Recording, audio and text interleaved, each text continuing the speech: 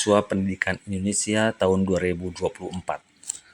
Kronologis BPI batch 1 tahun 2024 yang akan kami sampaikan segmen list atau daftar yang akan kami uraikan. Pertama kali dari mulai registrasi, kedua adalah pengumuman lulusan administrasi, yang ketiga adalah proses wawancara, yang keempat adalah pengumuman kelulusan, yang kelima kunjungan ke Kemdikbud, yang keenam adalah pengaduan.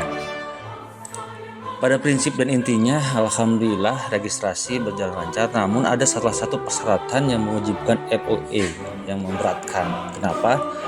Karena sebagian perguruan tinggi untuk mendapatkan LOE harus membayar IP atau iuran pengembangan institusi, yang mana hal ini cukup memberatkan bagi kami yang ingin kuliah, namun jelas karena kami itu adalah membutuhkan beasiswa, ini malah di awal untuk mendapatkan LOE kita harus membayar dulu IP atau SPP.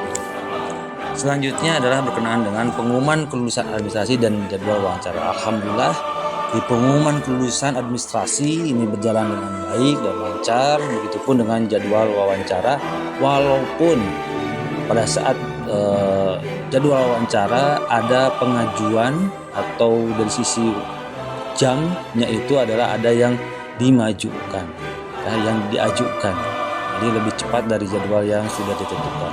Ini terkadang terjadi bentrok karena ketika kita sudah mendapatkan jadwal, namun ternyata lebih cepat waktu pelaksanaannya. Walaupun hal ini sebelumnya dari pihak BPI sudah menginformasikan bahwasanya kita harus bersiap diri 2 jam sebelum waktu pelaksanaan. Namun ada saja dari peserta BPI ini yang memang sudah bersiap 2 jam, namun ternyata 2 jam yang diajukannya itu adalah bentrok dengan waktu kegiatan peribadatan. Ini yang harus bisa lebih diperhatikan lagi. Kemudian selanjutnya berkenaan dengan sesi wawancara sendiri pada saat pelaksanaan wawancaranya. Ternyata pada saat wawancara ada beberapa rekan kita yang mendaftarkan BP ini sendiri merasa bahwasanya pernyataan dari interviewer itu pernyataan yang merendahkan. Ada yang divonis pada saat wawancara dicap tidak lulus, atau malah menyangkakan kepada ya di wawancaranya itu bahwasanya hasil karyanya adalah hasil karya orang lain. Ini ya. Terus yang kedua, pertanyaannya tidak substantif. Maksudnya apa? Tidak ada hubungannya dengan rencana tugas akhir atau esai yang diajukan. Jadi dari pertanyaan-pertanyaannya itu ternyata tidak sesuai dengan esai yang kita buat itu sendiri. Yang ketiga adalah indikator penilaian tidak jelas. Jadi di sini maksudnya adalah indikator penilaian dari wawancara. Poin-poin apa saja yang menjadikan sebuah penilaian dari wawancara tersebut. Yang keempat adalah sinkronisasi pemahaman antara pewawancara dengan peserta wawancara. Yang mana ketika tugas akhir yang diajukan berkenaan dengan materi-materi tertentu yang memang ternyata satu sisi malah terjadi perdebatan. Ini yang memang perlu disinkronisasikan antara pemahaman antara pewawancara dengan peserta wawancara sendiri. Dan yang terakhir adalah ini yang menurut kita semuanya perlu diketahui dari sisi timingnya. Jadi pada bulan Oktober itu semestinya itu sudah harus diumumkan, atau pada bulan September itu sendiri sebenarnya sudah harus diumumkan. Namun pada tanggal 6 Oktober itu terjadi atau malah ada seleksi wawancara susulan, seolah-olah seperti itu. Karena kalau kita melihat timeline-nya itu sendiri, ternyata seharusnya bulan September itu sudah ada pengumuman hasil seleksi. Ya, kita terdengar selanjutnya adalah sekilas tentang wawancara. Ini diambil dari YouTube ya. Seperti bahkan mohon maaf semua teman-teman aliansi dan seluruh yang lain, kami ingin ke depannya justru sama dengan pola yang ada di LPDP. Cara seleksinya bukan kriterianya ya, cara seleksinya. Begitu wawancara keluar nilai, passing grade diumumkan sesuai dengan kriteria nilai. LPDP kan sudah seperti itu, sehingga tidak ada lagi protes-protes. Nah, dari pemaparan ini yang disampaikan tahun 2023 ya, dari flow map-nya ya yang disampaikan oleh pihak BP itu sendiri, sebenarnya diharapkan setelah wawancara itu muncul atau keluar skornya. Namun pada saat sekarang sampai sekarang pun dari BPI untuk yang tahun 2024 itu setelah seleksi wawancara tidak keluar skor ya, tidak keluar skor. Jadi ini yang menjadikan sebuah pertanyaan buat kita semuanya, bagaimana sistem scoring wawancara itu sendiri atau sistem seleksi secara keseluruhannya itu sendiri, yang akhirnya mengakibatkan ada beberapa perguruan tinggi yang melakukan verifikasi dan validasi ya. Jadi beberapa perguruan tinggi menanyakan berkenaan dengan LOE-nya gitu kan. Nah ini juga menjadikan sebuah tanda tanya besar buat kami sejauh mana transparansi dari sistem atau cara rekrutmen pengelolaan seleksi BP itu sendiri. Untuk selanjutnya nih berkenaan dengan tanggal kelulusan ya, tanggal kelulusan yang tidak sesuai dengan timeline dan tidak ada pemberitahuan. Ini ketika kita melihat timeline beasiswa dalam negeri tahun 2024 di sini disebutkan bahwasanya bulan September itu adalah pengumuman hasil seleksi. Namun ternyata yang terjadi adalah tanggal 11 Oktober ya. Itu pun pengumumannya lewat email ya, pukul 20.50 seperti itu. Nah, yang kami harapkan ketika ada misalkan penundaan atau pengumuman yang ternyata diulur waktunya, semestinya dan seyogianya dari pihak BPI pun memberitahukan kepada kami. Ini malah kami mendapatkan informasi bulan Oktober malah masih ada yang seleksi wawancara. Ini ya, jadi transparansi dari pelaksanaan kegiatan BPI dari proses seleksi menuju pengumuman pun ini tidak sesuai dengan timeline yang sudah ditentukan. Kemudian untuk tahun 2024 ini yang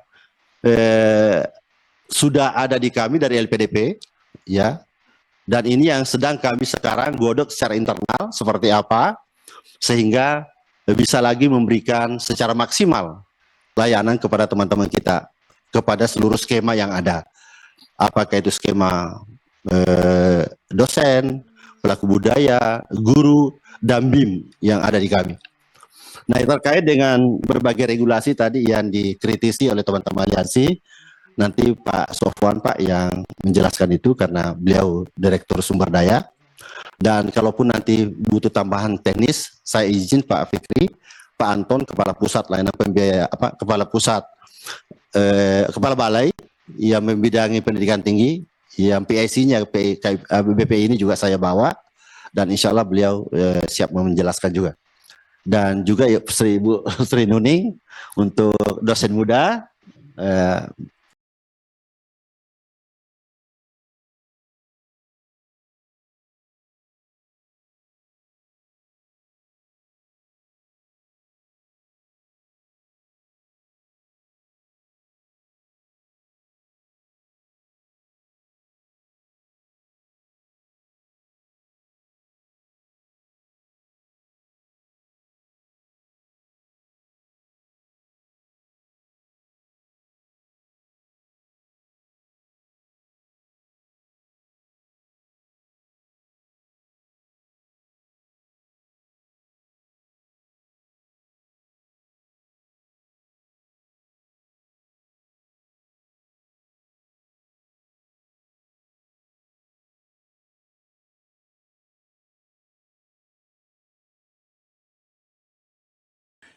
Nah, ini bagian ini yang paling menarik buat kita semuanya. Kenapa? Karena ternyata kuota tahun 2024 ini sebanyak 2.700. Sedangkan ya mahasiswa atau awardee yang diterima itu malah jauh dari kuota yang memang sudah ditentukan. Ini cuplikan videonya live streaming Komisi 10 DPR RI ketika RDP dengan Kemendikbud Ristek ya.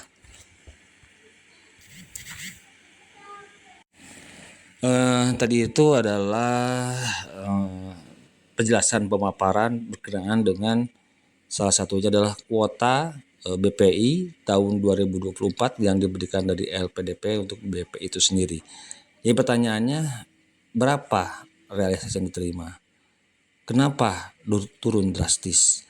Karena kami pun alhamdulillah sudah mendapatkan jumlah atau kuota yang sudah diterima di BPI 2024. Ini yang insya Allah nanti akan kita jelaskan. Kemudian selanjutnya adalah selain data hasil rekaman tadi, kami pun mendapatkan data berupa kontrak ya. Jadi di sini ada perjanjian kinerja tahun 2024 Kepala Balai Pembiayaan Pendidikan Tinggi dengan Sekretariat Jenderal ya. Jadi di sini sudah tertera dengan jelas target perjanjian kinerja tahun 2024 itu sebanyak 12.345 ya. Kesimpulannya seperti apa Bapak Ibu semuanya? Di sini sudah dijelaskan. Kita melihat tabel 1 itu sendiri. Akumulasi target penerima BPI itu sendiri adalah tahun 2023 itu 9.316, sedangkan alhamdulillah 2023 ini melebihi target. Jadi reaksinya ternyata 9.951. Sedangkan target tahun 2024 adalah 12.345, sedangkan realisasinya hanya 10.234. Berarti di sini banyak sekali target yang memang tidak tercapai untuk tahun 2024.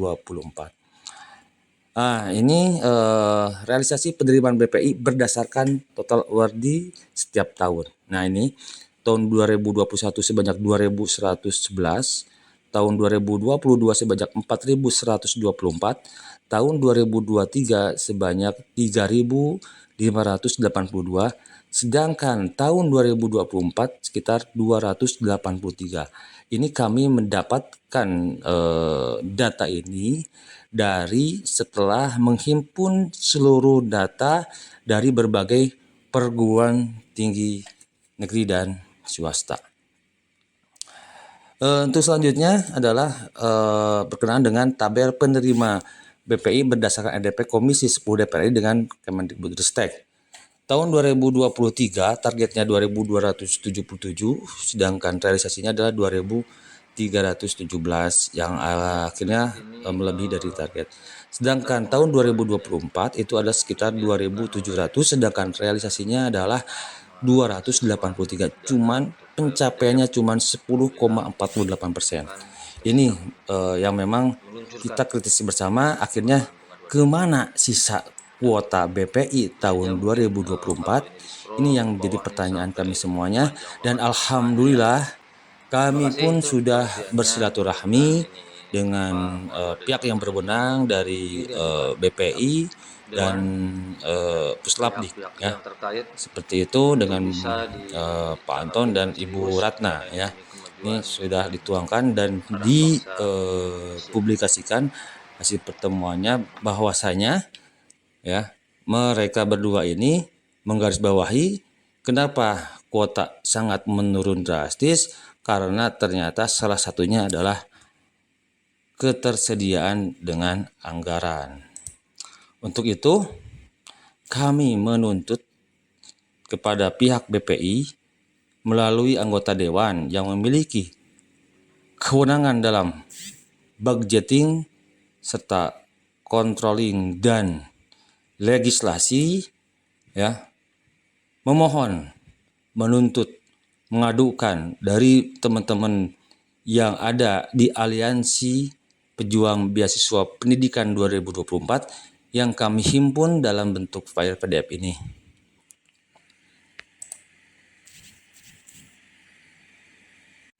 Dari beberapa pengajuan tersebut yang alhamdulillah sudah disampaikan secara garis besarnya melalui aliansi, maka kami di sini memohon untuk mengambil sebuah tindakan aksi nyata. Yang pertama adalah luluskan kami BPI 2024 sesuai dengan kuota yang tersedia, sesuai dengan informasi yang kami dapatkan. Yang kedua adalah terbitkan pengumuman kelulusan susulan batch 1. Ya, jadi ada pengumuman kelulusan seperti halnya wawancara susulan seperti itu. Yang ketiga adalah usut tuntas ketiadaan anggaran BPI 2024. Sebagaimana yang kami dapatkan informasinya bahwasanya berdasarkan informasi yang kami terima, turunnya kuota adalah karena keterbatasan anggaran.